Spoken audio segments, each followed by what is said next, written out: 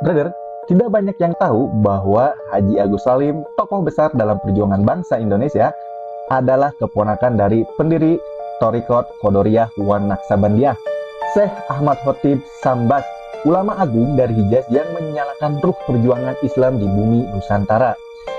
Darahnya mengalir dari garis ulama yang tak hanya mengajarkan zikir, tetapi juga menanamkan keberanian untuk melawan kezoliman. Dalam Api Sejarah, karya Ahmad Mansur Suryanegara, halaman 328 hingga 332, tercatat bagaimana Syekh Ahmad Khotib Sambas menyatukan zikir, ilmu, dan jihad.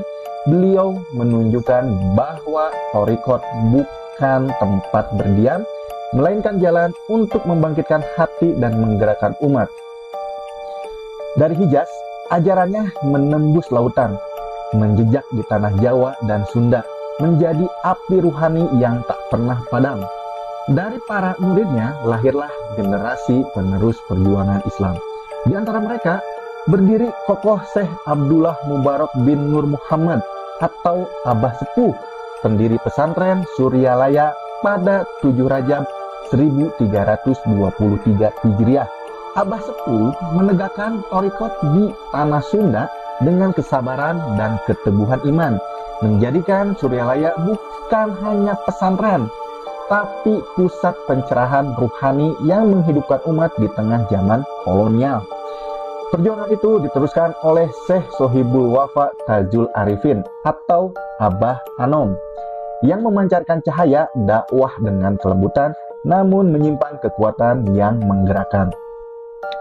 Beliau menjadikan thariqat sebagai energi sosial, membangun manusia dari dalam, menguatkan hati mereka untuk tetap teguh di jalan Allah.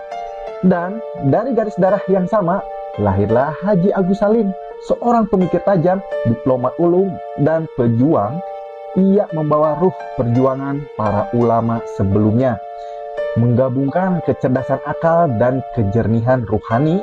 Bagi Haji Agus Salim, kemerdekaan bukan hanya cipta politik, tetapi wujud keimanan, karena manusia yang beriman tidak akan rela hidup dalam penjajahan. Inilah rantai ulama dan pejuang dari Hijaz ke tanah Sunda, dari zikir menuju amal, dari ilmu menuju pengorbanan. Mereka membuktikan bahwa Islam tidak hanya hidup di masjid, tapi di setiap denyut perjuangan umat.